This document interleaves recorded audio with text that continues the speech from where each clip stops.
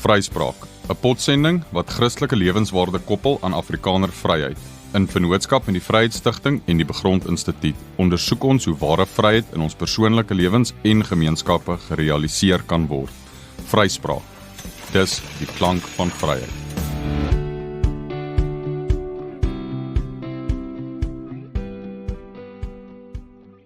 Gegroet luisteraars hier uit die Vryspraak Ateljee van Radio Orania, waar ons, soos jy nou weet, weekliks gesels, onder andere om, kom ons sê dan, ons vryheidswoordeskat uit te brei en op te knap.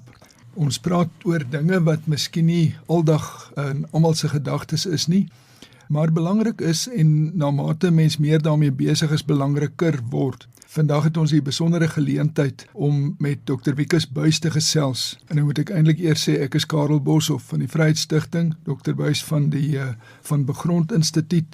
Ons gesels oor 'n nuwe boek wat verskyn het. Erfstad, ruimte en plek vir die 4de Afrikaner, uit die pen van Wikus Buys. En hierdie is 'n geleentheid om 'n bietjie daaroor koppe bymekaar te sit. Nou mens kry boeke in boeke, maar hierdie is 'n stewige stuk werk. Dis oor die 550 bladsye, dis in 7 hoofstukke opgedeel. Wil kortliks die hoofstukke noem. Die hele kwessie van 'n nuwe Afrikaner ruimtelike kultuur word ter inleiding bespreek, dan die oorspronge daarvan, die Nederlandse amfibiese ruimtelike kultuur, ons kom op van hierdie gedagtes terug, die Britse monargale ruimtelike kultuur is die 3de hoofstuk, 4dens die Afrikaner se voornemende ruimtelike kultuur. Dan 5de hoofstuk, die Afrikaner, ruimtelike kultuur en gemeenskap. Die Afrikaner as gemeenskap, verbond of kontrak is hoofstuk 6 en dan hoofstuk 7, Orania as erfstad van die 4de Afrikaner. Nou, sê ek is 'n redelike omvangryke boek wat gedagtes op baie interessante en soms onverwagte plekke gaan haal en saamweef in een struktuur van denke. Baie unieke aanslag en inhoud en begelei hoofstuk vir hoofstuk telkens deur 'n baie stewige klomp voetnotas. Nie net verwysings wat sê waar kan jy meer te wete kom nie, dit is interessant genoeg, maar soms ook baie bruikbare aanhalings, uiteensettings, besinnings wat nou nie in die hoofteks gepas het nie, om die hoofteks ook meer toeganklik te hou, maar wat vir die belangstellende leser nogal heel wat bied om hom mee besig te hou, of haar. Nou, Erfstad, Wikus, is 'n groot taak. Mens kan dit sien as jy vir die boek kyk. Hy is nou bekend gestel en die wêreld in is so 'n bietjie soos om 'n kind die wêreld te sien ingaan. Hy gaan nou 'n lewe van sy eie kry en sy eie invloed ook uitoefen. Maar heel eerste, waar kom die boek vandaan? Hoe het dit gekom dat jy oor hierdie onderwerp geskryf het en in besonder by die titel Erfstad uitgekom het? Karel, baie dankie dat jy die moeite doen om 'n bietjie met my oor die boek te gesels. In 'n sekere sin is die boek 'n bestekopname van my eie verlede en my eie toekoms.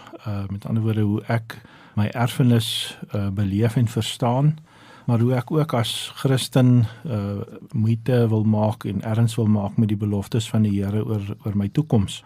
So ek het so 'n jaar terug die digbundel Erflig, die lig laat sien, en dis eintlik 'n korter weergawe, is eintlik maar 'n poëtiese weergawe van hierdie langer boek.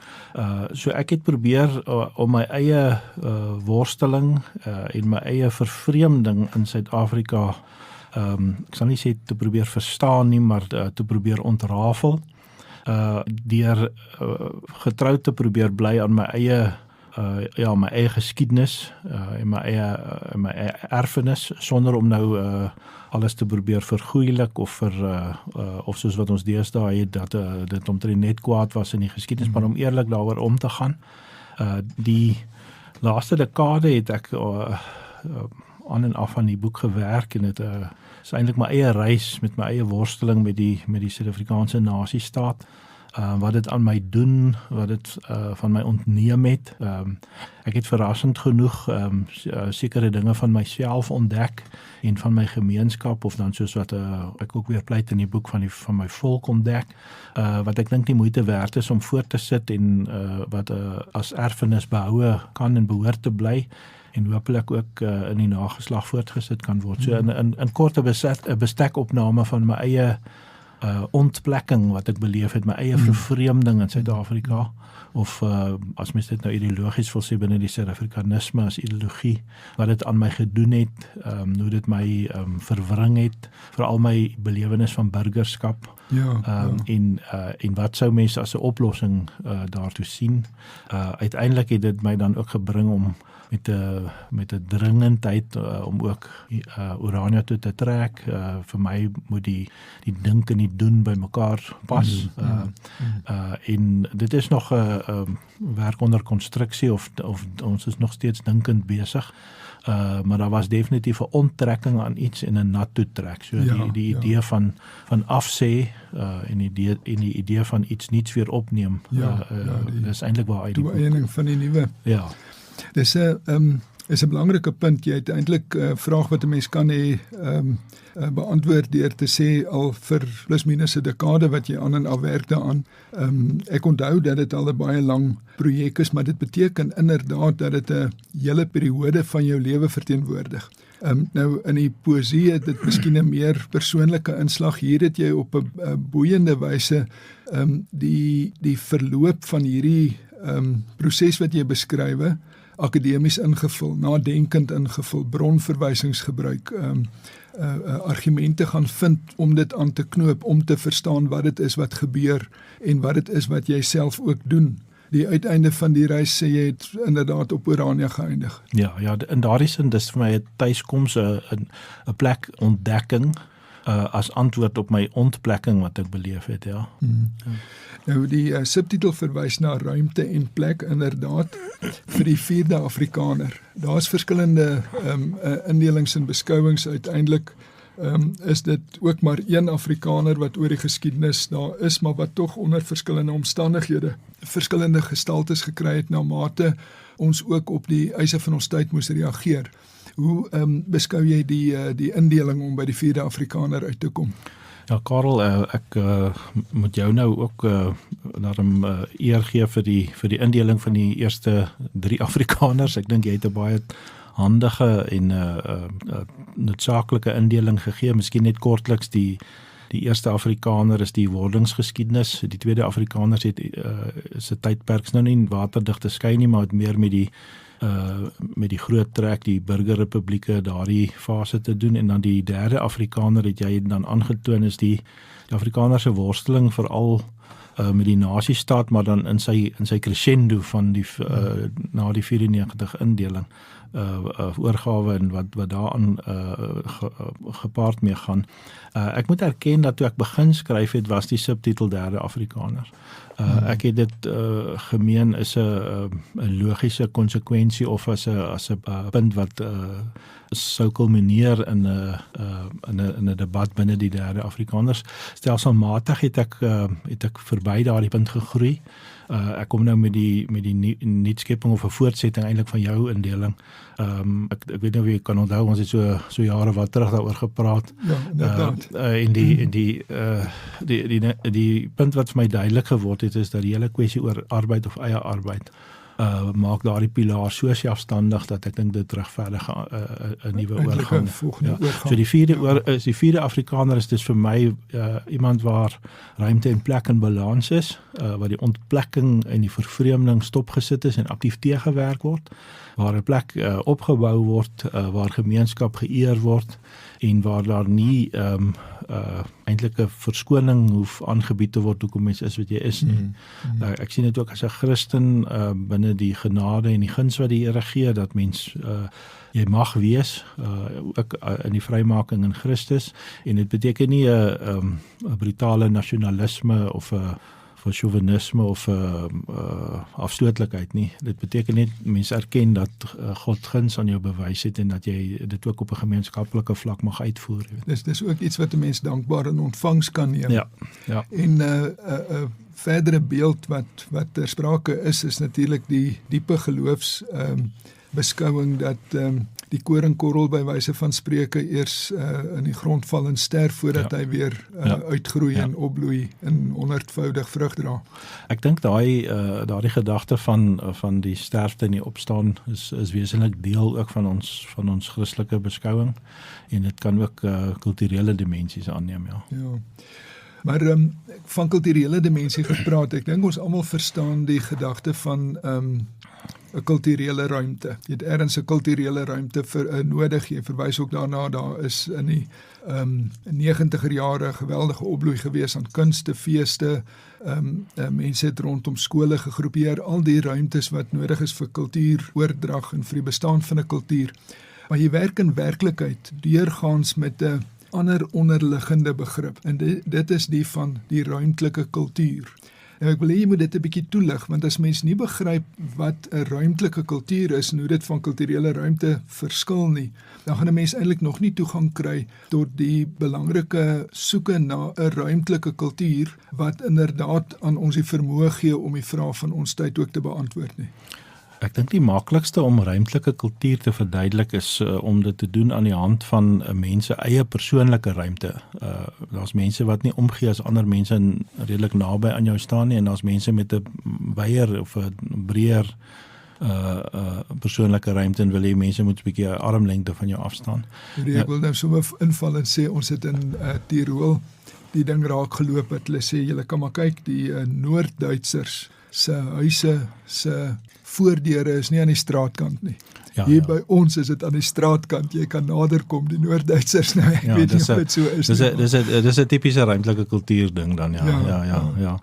Wat ek langsamerhand ontdek het is dat soos wat individue verskil oor hulle persoonlike ruimtes, is daar ook so iets op die kollektiewe vlak. Met ander woorde gemeenskappe of volke het ook so iets. Maar die meeste kulture is nie bewus van hulle eie ruimtelike kultuur nie. Met ander woorde, dit is maar soos asemhaal, jy aanvaar dit as logies. Jy dink nie eintlik vreeslik daaroor nie, maar dit bepaal ook 'n groot deel van jou optrede.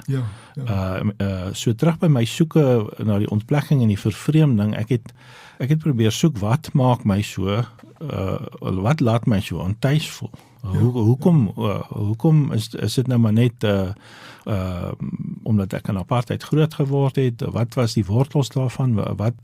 Wat is die rede hoekom voel ek soos wat ek voel? Ontuis of ontplek soos ek dit noem. En ek het toe hierdie ding ontdek dat daar eintlik, as ek dit nou kortliks kan stel, 'n raamwerk op my afgeforceer is en ook op my gemeenskap of op ons volk wat nie eie is aan ons DNS nie. En toe het ek begin soek maar waar kom dit vandaan? Hoekom werk dit so? Is dit legitiem? Kan 'n mens daardie amper jou bakens of jou ruimtes wat jy afmerk, hoe steek dinge in mekaar? Hoe werk ruimtelike kultuur? En behoort jy so te voel? En dan my tweede vraag natuurlik is, en dit het nou, ek kom lanksaam met Orania of met die idee van Orania, om 'n stad te bou en dan het ek die tergende vraag in my siel gehad, kan Afrikaners 'n stad bou as hulle kulture, landelike kultuur is wat nie van stede hou nie? Kyk, dit is nou die groot volgende vraag, want ons het 'n bepaalde ruimtelike kultuur en dit is nie van selfsprekend die stad nie. Maar ja, ons moet nie nou al daarna toe gaan nie. Ek wil sommer so met 'n knippie sout sê, die hele gedagte van stadbouer, stadbreker, wat so 'n bietjie 'n lokale debat hier by ons is of 'n ongesette debat is, het eintlik maar met ruimtelike kultuur te doen. Dit is nie, mens kan dit nie onder die maatjie vee nie, maar daar's ook redes hoekom die mense so voel. Hoekom ek sê ons nog daarna toe moet gaan is ons gaan nou dink ek so oor 'n wyle onderbreek vir 'n stukkie musiek, maar om te weet hoe ons ruimtelike kultuur werk en wat dit is, moet ons die oorspronge daarvan vind en moet ons ook die punte vind waar dit uitgedaag is in die verlede en tans nog word. So ons gaan nog daarby 'n draai maak. Ek dink maar weer aan jou voorbeeld van persoonlike ruimte. 'n Mens sal as almal mekaar se persoonlike ruimte op dieselfde manier respekteer, nie agterkom jy het so iets soos 'n persoonlike ruimte nie. En dan kom iemand en breek in jou persoonlike ruimte en dan ontdek jy skielik dat dit gebeur. En dat dit belangrik is. En Afrikaners het eintlik so iets beleef, né? So, maar goed, ek dink kom ons voor ons na die musiek luister, ek wil net hierdie punt noem dat die ou boererepublieke het wette gemaak, die lokale wette wat opgeteken is deur Leids, dat jy mag nie te naby aan iemand anders bou nie. En dis 'n tipiese ruimtelike kultuurstelling, nee. Boere hou nie daarvan om jou huis kan huis, my persoonlike jy moet nie te naby wees nie. En dit het die feit dat ons in stede bly, maar eintlik moeite doen om uit die stede uit weg te trek. Ek praat van die urbifigale tendens by ons ruimtelike kultuur. Dis 'n tipiese trek en as mens dit verstaan, kan jy daarmee omgaan. Ek maak ook 'n saak daarvoor uit dat 'n mens dit moet probeer aanpas en dit ook op 'n sinvolle manier moet probeer verwerk en laat groei. Ja, wat ons voorouers ontwikkel het was onder die bepaalde omstandighede waaronder hulle oplossings vir probleme en antwoorde vir vrae moes vind en dieselfde geld vir ons. Ons kan nie net vorige antwoorde noodwendig net so onveranderd toepas op nuwe vraagstukke nie. Die eerste 3 hoofstukke handel met die wortels of die oorspronge van ons Afrikaners se vroeë ruimtelike kultuur. Eerste is die Nederlandse, die wyse waarop Nederland met water en grond en water gestoei het, as ook 'n sekere institusionele raamwerk in orde. Dan handel jy met die Britse ruimtelike kultuur, die rol van die monargie binne daai verband en uiteindelik met die Afrikaner se ruimtelike kultuur. Wil jy nie vir ons so opsommend net deur daai gedagtegoed vat nie? 'n Groot deel van die boek het sy ontstaan gehad toe ek in die Moot gebly het in Pretoria. En die wat bekend is met die Moot weet dat daar ook 'n groot kontingent of gemeenskap mense is wat uit die Nederlandse afkomstig is, wat na die Tweede Wêreldoorlog daar kom bly het, ingeskakel het by die Afrikaner kultuur. Maar soos wat mense met mekaar begin praat het ek agtergekom dat mense tog oor bepaalde sake verskil. Met ander woorde, mense wat dieselfde as ek glo, mede-gereformeerde mense, ernstig oor die Bybel is, maar nie dieselfde voel oor grond soos wat ek voel nie. Met ander woorde, daar was 'n onuitgedrukte siening van wat ek oor grond gehad het, wat as ek som nou maar die debatte bietjie op, dit basies van hulle kant af neergekom het dat ek amper afgodies is oor grond, dat ek te veel maak van iets in die skepping, en dat mens nie so erg moet wees oor grond nie, en dit het vir my op 'n kulturele verskil gedui, en ek het begin wonder wat dit is. Toe het ek begin nagaan dat die Nederlanders, en dan praat ons nou eintlik maar van ons geboorte hier, die eerste Afrikaner, wat uit die VOC tydperk kom, en daar's 'n bepaalde siening van ruimte in Nederland wat water gebaseer is. In kort kom dit daarop neer, die Hollanders het 'n spreek wat sê, God het die aarde gemaak, maar die Nederlanders het Nederland gemaak. Om dit nou te begryp, moet ons nou hier 4, 5, 600 jaar terug in die geskiedenis. Presies, ja. Ruimtelike kultuur werk so, dis 'n ding wat eintlik deur die eeue kom. Nou hulle het met die duikkultuur waar hulle letterlik 'n muur in die see bou en die water uithaal en dan maak hulle land, hulle maak grond. So in hulle sin, alhoewel Nederland 'n klein landjie is, was grond nie vir hulle 'n kommoditeit wat veel waarde gehad nie, want jy kan nog kry. Jy moet net nog 'n muur bou. Dan kry jy nog, nee.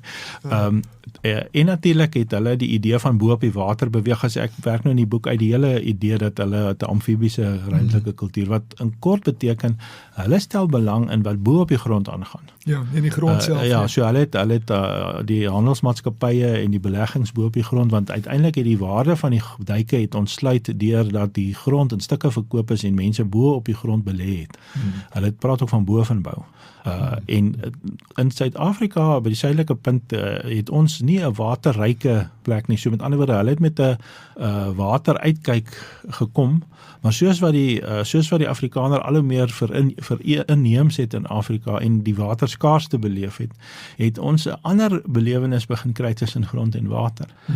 En grond het vir ons 'n dieper en 'n baie ander betekenis gekry. Nou, die punt wat ek nou maak is dat dit is anders, maar dis nie meer of minder reg nie.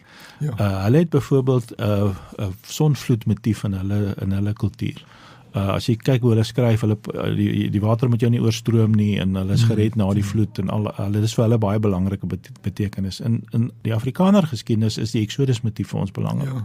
Dan oor Farao onderdruk ons moet uitkom, ons moet trek, daai idee. So dis beide Bybelse motiewe.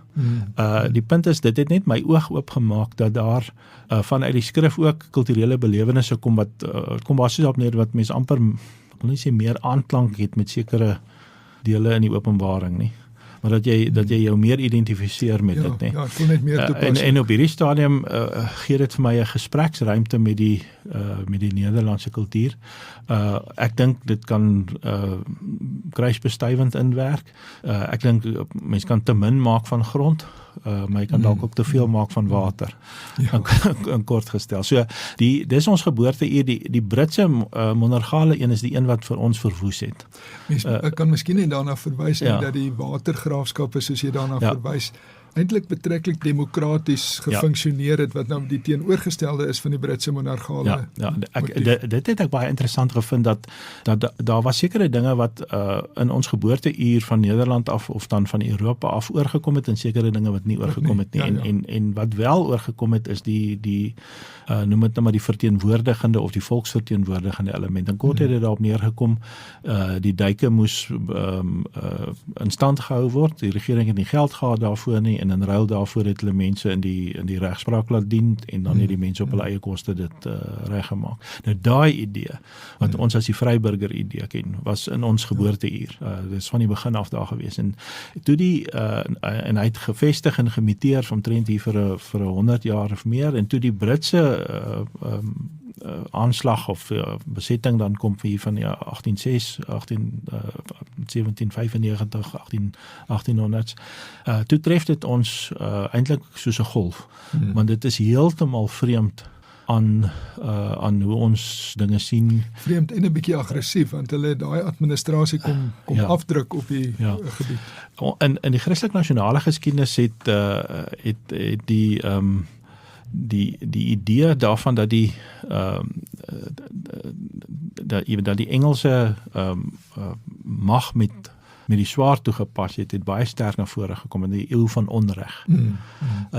Terwyl die boere het eintlik 'n idee gehad van die wet volg die mense. Terwyl die monargale idee is, die koning maak 'n wet vir die grond, en dan die ouens wat binne in dit bly moet luister. 25ste breedtegraad en klaar. Ja, so en daai ding het dit het net nie in ons velle reg gesit nie. Dit was net 'n baadjie wat ons self aangetrek. En die Christelik nasionale siening oor geslagtersnek byvoorbeeld, ek dink dit word verkeerd verklaar. Dit was 'n opstand, en die Engelse het in daai sin die wet gehandhaaf, maar wat die skokkende element was, is dat die Afrikaners vir die eerste keer besef het, maar hierdie mense is bereid om die swaard by die wet te sit. Hulle het vir eeue al oor die grens getrek, en dan het amper niks van gekom nie, elke keer die grens aangepas, en hierdie keer het hulle 'n ander belewenis gehad. So die punt wat ek net maak is, die koning op sy troon, ons werk in 'n gemeenskapsgeoriënteerdheid. Die Britse siening nou nog werk in die Engelse woord is yards, die courtyard, die koningshof, letterlik vanuit gemeet vanaf die troon of die stoel van die koning. Tot by jou backyard is daai idee, die hele idee van linie. Ons het nou gesien met toe die koningin dood is en Charles koning geword het, wie is die volgende in die lyn, in die ry, dis 'n yard idee. Ons het 'n agterplaas, hulle het 'n plot. So dis 'n hele ander manier van dink oor ruimte. In kort kom dit daarop neer dat met die goudontdekking, ek is nog steeds histories oortuig dat dit maar goudroof was en goudkoors was. Maak nie saak wat die detail van die reëlings was en die oorlog daarvoor was, maar dit het dan 'n gewelddadige manier, eintlik is nou 'n swaar woord, maar dit het ons ruimtelike kultuur verkrag, en dit het 'n ding op ons neergesit, die eenheidsstaat gedagte wat nie is hoe ons dink nie. Vanuit 1904 se Vrede van Vereniging, 1903, 1910 die Uniegrense, en dan dit word, en dis nou nog so, dit word 1961 en dit word 1994, 1995, en dit is nog steeds daai Leviathan, is nog steeds daai nasiestaat monster wat gemeenskappe verwoes is. Dis daai idee.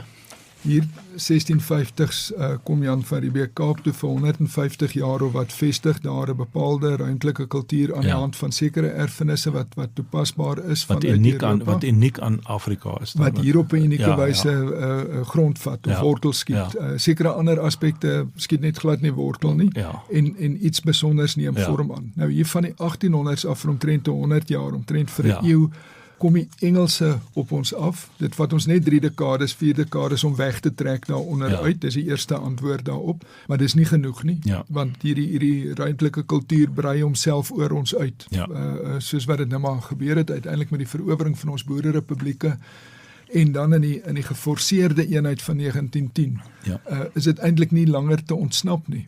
Maar voor ons by daai krisis kom, ekskuus, ek wil nou nie onderbreek nie, maar ek wil nou net sê, voor ons by die krisis kom, gee net 'n bietjie oorsig oor die Afrikaanse, die Afrikaner ruimtelike kultuur, die voornemende ruimtelike kultuur. Die groot ontdekking wat ek self dan gemaak het en wat in 'n groot mate die gaping in my siel geantwoord het, is dat die boere of dan die noem dit dan maar die tweede Afrikaner wat eintlik met die vestigingsfase te doen het uit en uit met die Puriteinse verbondsidee gewerk.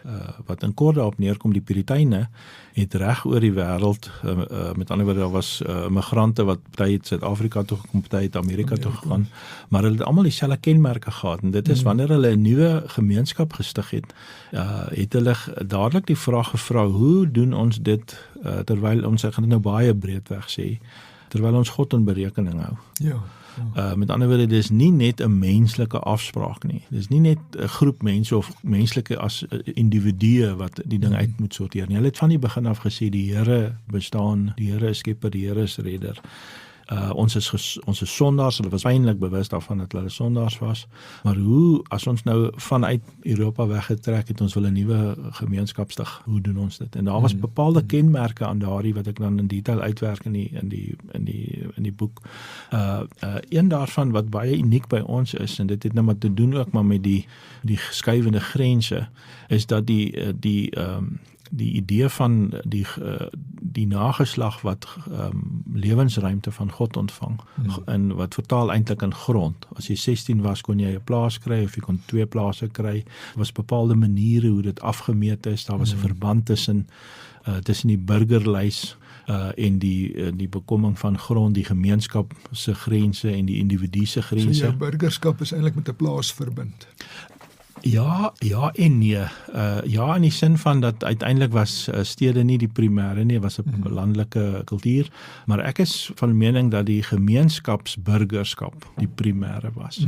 En van daardie instemming, dis nie soos Britse grondbesit. Dis nie soos Britse grondbesit. Met ander woorde, ons het nie, en onthou die Afrikaners ken nie 'n feodale stelsel nie. So die feodale stelsel was eintlik afgeskaf toe ons gebore is. So ons ken nie daai idee van dit nie, maar ons het definitief allergie vir stede. Die VOC se idee van hoe hulle bestuur het met hulle monopoliebeleid het 'n groot effek op dit gehad. In kort beteken dit, as jy wil vry wees, moet jy noord trek. En daar is altyd nog plek. Ja, ek hoop om die mense net te oortuig dat hulle moet wes trek, Oranje toe. Maar die punt is maar net, daar was 'n noordelike idee, waar die vryheid lê, want jy kan jou plaas daar gaan afmeet. Maar dit was, en dis die unieke van die verbondsbeskouing, wat nie by die kommunale groepe voorkom, soos in Afrika nie. Hulle het ook bepaalde sienings oor grond, maar by hulle is dit stamgrond. Jy kan byvoorbeeld nou die Nkonyama Trust van die Zulus is 'n tipiese voorbeeld daarvan. Dis eintlik maar die koning se grond, nie. Hy is nou die opsigter van dit, maar dis die volk se grond. Die boere het nie dit gehad nie. Ons het baie duidelik verstaan wanneer is my grond. Jy het kaart en transport gehad, jy het die grondboek gehad of die grondbrief gehad met jou naam op afgemeet.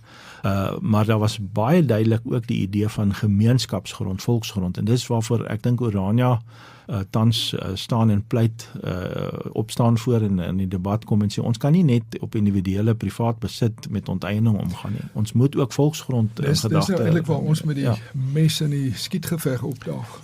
Die skietgeveg gaan oor volksgrond, gemeenskaplike grond, wat ook al. Ons kom hier aan en wil ons individuele kaart en transport in die lug slaai, asof dit ons kan beskerm. Ek dink nie dit is skools wat ons nie moet gebruik nie. Ek bedoel nou nie dit in militêre terme nie, maar ek bedoel in ons woordeskat arsenaal, die privaat grondbesit argument is geweldig belangrik, maar dit alleen gaan nie die knoop deurhak nie. Jy kan nog alleen ondergaan. Jy kan alleen ook ondergaan, en die ding is, jy kan uitgekoop word nie. Terwyl die idee van erfgrond, of dit wat die Bybel ons leer, van dit wat die Here ook nie net aan individue gee nie, maar in volke, tale, en stamme en nasies gee, is dat 'n volk kan as groep 'n grond hê. En een geslag en een individu kan dit en mag dit nie kanselleer nie. En dit is eintlik iets van wat ek persoonlik beleef het as die verraad of die trauma van die noem dit nou maar die Botha de Klerk uit, die oorlog in Suidwes. Alles wat daarmee saamgaan, jy sal dit nou baie goed ken met jou paal met die FHK en Volkswacht, daai stryd. Ja. Maar daar was iets wat die individu het voorrang begin kry bo dit wat as die gemeenskaplike of die groep is.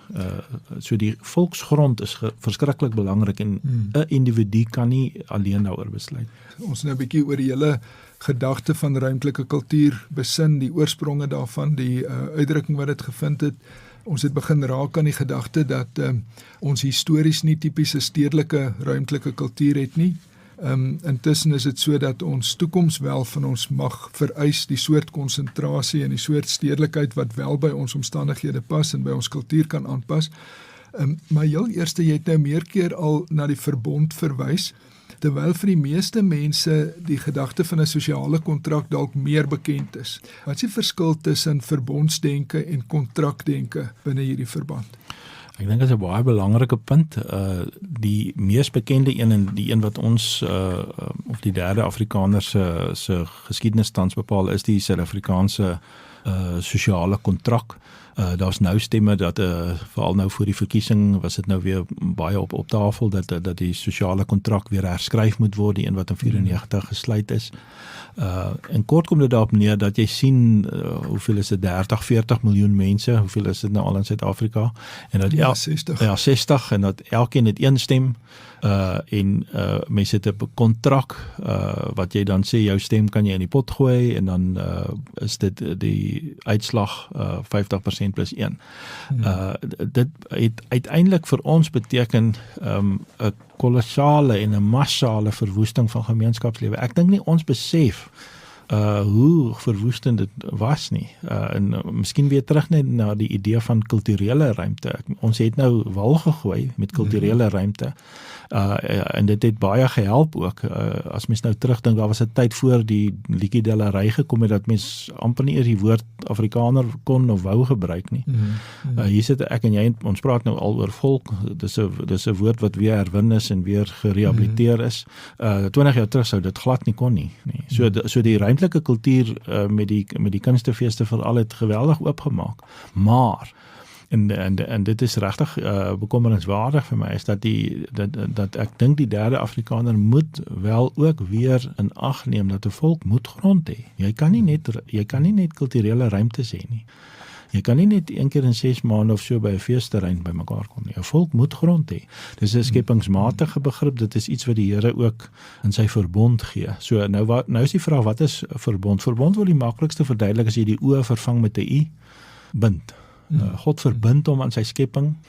God is verbind om sy beloftes wat hy maak gestand te doen. Ook sy strawwe, ook sy oordeele, sy verbind toe, maar God verbind ook mense aan mekaar. Byvoorbeeld die huwelik was al die jare en dit word deur Christene behoort in elk geval as 'n verbond beskou te word. Met ander woorde, dit is nie net ek en my vrou wat mekaar beloof of 'n kontrak aangaan nie. Soos die Engelse praat van die prenuptial contract nie. Dis nie dit nie, dit is ek en sy en die Here. Trouwens, hy is die insteller van dit. En dieselfde probeer ons nou uitmaak en sê vir 'n volk ook. Trouwens, ons voorouers het dit baie goed besef. Hulle het geleef vanuit die verbond uit. As jy sien hoe hulle gepraat het, hoe hulle geskryf het, hoe hulle oorlog gemaak het, hoe hulle vrede gesluit het. Hier van die Boererepubliek. Van die Boererepublieke, maar ek dink selfs in die geboorteure nog met die eerste Afrikaner. Hulle het dit baie goed besef met die trauma van die Boereoorlog, die tweede een, die Vryheidsoorlog, en dan veral 1910 en hoe die nasiestaat idee, die RSA, is eintlik maar 'n denkkonstruksie. Suid-Afrika is eintlik 'n streek. Dit is groter as groot dele van klomp lande in Europa. Ja. En met die Christelike nasionalisme en met apartheid daarmee saam het ons 'n konstruksie gemaak van grenslyne wat ons eintlik gesê dis ons ruimte. En nou het die werklikheid van die demografie nie so uitgewerk nie. Die sosiale kontrak het vir ons eintlik 'n massa staat regering gegee.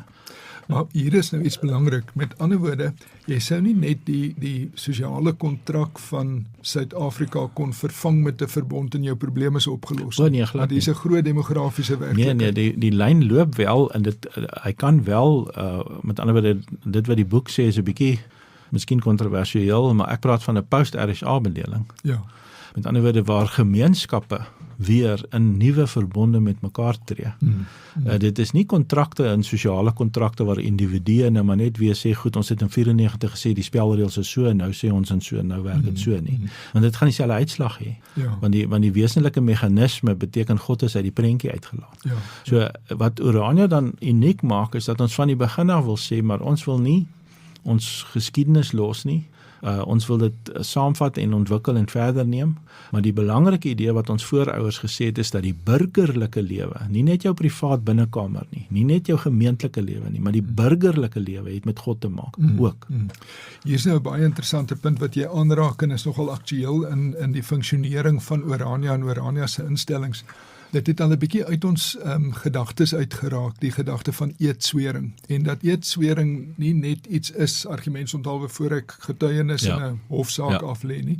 Dus dit werk op talle ander terreine van die samelewing en die gemeenskap ook. Ja, ek wil nou 'n voorbeeld wys van die Suid-Afrikaanse sosiale kontrak se eedswering met die inhuldiging van hulle presidente. Jy kan met die laaste nou so 'n voorbeeld van die voriges was nie anders nie. Daar's klomp gode aangeroep. Aan die woorde dit kom maar jy as individu wat jou God in jou idee wat jy bring word maar deel van die seremonie, maar dis nie wat die verbond bedoel nie. Die verbond bedoel is, God is skepper, hy openbaar hom in Christus en hy gee jou wedergeboorte deur die Heilige Gees en dit laat jou ander visie hê op die burgerlike lewe op die samelewing. En wat Urania se sterkpunt is ons het ten minste die laaste 30 jaar dit presies gesê, ons het miskien nou nie dit in woorde puntjie en paaltjie uitgestippel nie, maar die onderliggende idee is wel, dit moet 'n Christelike samelewing wees. Die Here is deel trouens die fundering van dit alles. En vanuit daardie punt kan Urania dan met ander gemeenskappe begin nuwe bande vorm. Met ander woorde, ons het ook 'n taak in Afrika. Ons is glad nie hier besig met 'n apartheidstaatjie of sulke tipe van goeders nie. Ek dink die debat het as mens nou baie kyk van die kommentare wat oor Urania gelewer word, daai punt begin deurbreek. Die mense begin dit verstaan. Ja, dis nie maar net daai teruggryp. Dis nie 'n teruggryp van dit nie. Nou ons behoort dit verder te neem en te sê maar ons wil aktief ook nuwe bande maak met ander mense. So ons moet 'n eie band hê waar dit is my persoonlike siening dat ons moet terugkeer na die eedswering gedagtes soos wat Paul Creer hulle dit geken het. Met ander woorde is 'n 3-ledige eedswering. Die gemeenskap self sê dat hulle vir die Here sal luister en kort kom dit daarop neer. Dis die fundering of die konstituering van die gemeenskap. Dan om eie owerhede te kies en dat daardie owerhede moet sweer dat hulle ampte getrou sal nakom en dat die burgery dan ook 'n eed van noem dit maar getrouheid moet aflê om te sê dat hulle wel ook nie anarchiste sal wees of terroriste sal wees nie, maar hulle sal hulle aan die wet en orde onderwerp. So dis iets heeltemal anderster as die sosiale kontrak idee wat eintlik maar net tussen mense is. En dan jy kan jou ek sê dit nou miskien bietjie kras, maar jy kan jou afgooitjie maar bring watter kant jy dit sien. Maar dit verander nie wesentlik aan die prentjie nie, terwyl die verbond dat die tot die private ruimte gereduseer, en dit sê ons as Christene glad nie. Die Here is die skepper en die Here is die koning oor die private en die publieke. En nou bedoel ek nie die kerk moet regeer in die staatssak. Ek bedoel dit glad nie. Ek bedoel maar net in die burgerlike lewe moet mens die bestaan en die bevele en die beloftes van die Here ook erken. Nou dit is ook 'n bron van selfvertroue. Dis 'n bron van die soort selfvertroue wat jy nodig het om weer opbouende betrekkinge met ander gemeenskappe te kan en om te sê wie jy is. Mense is nie ons hoef nie in Christus skaam te wees vir wie ons is nie, inteendeel. En dis juist wat ons as Christene maak, is ons weet ons is sondaars. Ons weet ook ons geskiedenis baie sondes gehad, maar dit alleen kan ons in 'n debat met die die res van Afrika bring om te sê op 'n Christelike manier hanteer ons geskiedenis op 'n bepaalde siening vanuit die versoening van Christus. Hoorie nou Wikus, ten slotte dink ek moet ons nou 'n bietjie stil staan by die stadgedagte, want dis 'n uitdagende gedagte. Ons het eintlik nou al daarna verwys. Dit is nie maar net van self in ons kulturele DNA om stedelik te wil wees nie. Tog praat ons in Orania van stadsbou. Nie as die alfa en die omega nie. Ek dink almal aanvaar dit daarom ook, maar dat stadsbou 'n baie belangrike baken op ons vryheidspad is. Nou is die vraag, hoe slaan ons daai brug? Ek aanvaar dit het te doen met die inrigting van die samelewing, die vraag na arbeid en die wyse waarop dit ingerig word. Hoe word ons wat 'n landelike, ruimtelike kultuur het en gehad het, stedelinge nie skoppend en skreeuend nie, maar omdat ons wil en moet en dit die regte ding is om te doen onder die omstandighede? Ja, miskien moet ek eers by 'n paar losopmerkings begin wat miskien meer aan die negatiewe kant is. Die een is die stede is vir ons traumatiese ervarings geweest. Dit was Engelse stede, dit kom nie vir ons natuurlik nie. Die tweede baie dikwels met armoede gepaard gegaan. Ja, met armoede gepaard gegaan. Die tweede ding is as ons kulturele ruimte, ons kuns en ons liedjies en die op 'n landelike manier inrig, dan loop ons die gevaar om 'n nostalgiese samelewing te wees. Die Bosveldvuur. Ja, met ander woorde, jy haat die stad en jy bly nou maar daar en jy verdien jou geld, maar jy daarmee naweke en jy het 'n kulturele babbeltjie, borreltjie wat jy maak. Dit is baie gevaarlik om dit ontkoppel jou aan die werklikheid. Ja. En dan die derde ding is, ek dink ons moet 'n teologiese regstelling maak. Nou vir my, ek is nog in daardie proses besig. Maar ek het byvoorbeeld gaan kyk wat Afrikaanse of Afrikaner teoloë, hulle sal nou stryd dat dit so is, maar ek het dit probeer kultureel kyk, oor, sê maar byvoorbeeld wat Calvin sal sê oor tuin en stad, en dan luister ek na preke wat boeredominees daaroor sal doen, of Afrikaner dominees daaroor, hulle Afrikaners daaroor, nie. Hulle sê nie dit nie, maar hulle doen dit wel, nie. By ons is veld nie verskrikkend nie, vir ons is veld die tuiskoms, nie. Die stad is die probleem. Die wildernis is waar ons hinker. Dis die punt, so ek het probeer teologies ook weer gaan kyk, en daar's 'n definitief verskil tussen die Afrikaanse kerklike siening oor stad en die Wes-Europese kultuur. Dit gaan veral oor die idee kultuur, natuur, en ons sal dit moet regstel. Ons is nie op daardie punt Bybels nie. In kort kom dit daarop neer dat die Bybel praat baie positiewer oor stad as wat ons sou wou toegee. Vir die Afrikaanse teologiese debat is stad om net vir ons die nuwe Jerusalem met eendag gaan kom, maar hy is nie hier op aarde nie. En dis nie teologies verantwoordbaar om so te sê nie. Miskien net 'n klein opmerkingie, maar die Hebreëse woord vir stad en die Hebreëse woord vir lig het etimologiese verband met mekaar. So met ander woorde, die skrif het wel die idee dat die stad boos is, daai Babellyn, dit stry ons nie oor nie. Maar in die Afrikaanse teologiese karakter beteken dit, jy hoef nie ooit aan 'n stad aandag te gee nie. En trouwens, ek dink ons het dit ook met die staat amper gedoen, dat ons wil nie op 'n positiewe manier daaraan aandag gee nie. Dit hoef nie gereformeer te word nie, dit is maar 'n noodsaaklike ewel wat jy maar moet gebruik. Eintlik ignoreer hom wanneer jy kan. Ek dink ons moet dit regstel. Daar's rykdom van teologiese inhoud en diepte wat ons kan ontgin, wat dan vir ons 'n ontdekkende manier sal wees oor hoe bou ons 'n stad, en 'n stad as dan 'n samelewing wat meer wil leef met mekaar en met God. Op sy breedste dus. Met ander woorde, om van die begin af te sê, dis moenie vir ons 'n negatiewe ervaring wees nie. En dan beteken dit ons moet sekere kulturele reëls nie oortree nie. As jy gaan nou nie die detail noem nie, maar daar sekere goed wat jy in jou stadsbeplanning moet inbou. Anders sit jy 'n ruimtelike kultuuralarm af by iemand, en hy weet nie eens hoekom hy nie van dit hou nie, maar hy gaan nie daarna bykom nie, of hy gaan gedwing word en hardloop uit die middelpunt uit weg, soos wat ons altyd doen. En ons hoef ook nie nou op die besonderhede daarvan in te gaan nie, want dit word baie bespreek, maar dat jy bepaalde praktyke en in besonder ten opsigte van die verrigting van arbeid moet vestig, waar jy jouself nie ondermyn nie, maar jou gemeenskap uitbou en sterk maak. Dit is die punt wat ek maak van die 4de Afrikaner wat nog vir my ook ontdekkend is, maar dit is my baie duidelik dat bewoning van gemeenskapsgrond, met ander woorde, as God en omdat God ook aan volkere grond gee, vir die groep grond gee, dan is daar in die Bybel 'n verband tussen bewoon van gemeenskapsgrond en bewerk van en ons het ongelukkig die tradisie dat ons maak maar 'n onderskeid tussen, ek gaan dit nou maar sê soos wat dit histories in die briewe en in die amptelike dokumente van ons volk voorgekom het. Ons maak 'n onderskeid tussen die makvolk en die wille nasies.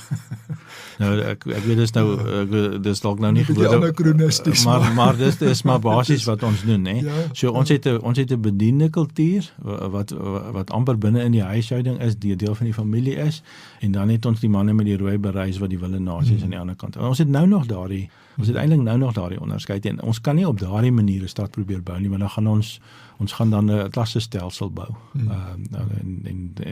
Ons gaan weer met 'n vreemde stad Ons gaan weer met 'n vreemde stad eindig. So en die hele idee van die arbeidsreformasie, dit regverdig miskien 'n aparte gesprek, en ons gaan in vryspraak nog baie daaroor praat, is dat dit is wesentlik belangrik tot die sukses van nie net die stadsbou nie, maar die republiek wat moet kom. Erfstad sê net, daar's 'n verband tussen bewoon en bewerk. Nie net op 'n individuele kultuuropdrag vlak nie, maar volke het ook roepings en volke het ook 'n kultuur, en tussen bewoon en bewerk van gemeenskapsgrond is daar 'n direkte verband. Regstreekse noue verband. Ja. Die geskiedenis toon vir ons aan dat die Afrikaner telkens sy vryheid verloor omdat hy arbeid op 'n vreemde manier hanteer. En dis 'n konsekwensie wat ons moet reguit in die oë kyk, en ek dink Orania doen dit. En sê ons wil republikeins wees, maar ons wil ons eie owerhede stig, ons wil kies, en ons wil ook ons eie werk doen. Dis die unieke van die vierde Afrikaner. En dit is moeilik genoeg. Dis moeilik om dit in praktyk te stel, maar dis nog moeiliker vir mense wat dit nie gewoond is nie om dit gewoon te raak. Die kontroversiële, en dit ek begin nou aan 'n nuwe boek skryf wat oor die arbeid gaan, en die kontroversiële, as mens uit die Bybel uit probeer aantoon dat die Afrikaners se arbeidsbeskouing is nie Bybels nie. En dit is 'n geweldige ding om te sê, en daar's baie stryd daarteen. Dis nie 'n maklike debat nie. Dis 'n mynveld van goed. Maar ek is diep oortuig daarvan dat as ons dit nie regstel nie, gaan ons nie ons vryheid kan behou nie. Met ander woorde, ons moet nie die geskenk wat die Here vir ons gee in vryheid op die spel plaas, omdat ons nie die roeping, die opdrag tot vryheid ernstig opneem, en dit beteken onder andere dat ons self moet werk ook nie. Nou Wikus, baie dankie vir die baie betekenisvolle gesprek. Dit het aangeknoop by die nuwe boek Erfstad, Ruimte en Plek vir die Vierde Afrikaner, uitgegee deur Kameelberg Uitgewers hier op Orania. Beskikbaar by hulle, by, sal ek sê, al die beroemde boekwinkels in Orania, by Wikus self, Begrond Vryheidsstichting. Ons gaan almal voorraad hiervan hou, en enige iemand wat ernstig genoeg belangstel in wat hier in Orania gedoen word, maar wat ook ons volksroeping op 'n breër front is, sal geen fout maak om hierdie boek te lees nie. Dit gaan goeie waarde vir geld wees, want mense gaan hom 2-3 keer lees om regtig alles wat daarin opgesluit lê te ontsluit. Baie dankie vir die saamgesels, en ek sien uit na die saamdink in die toekoms.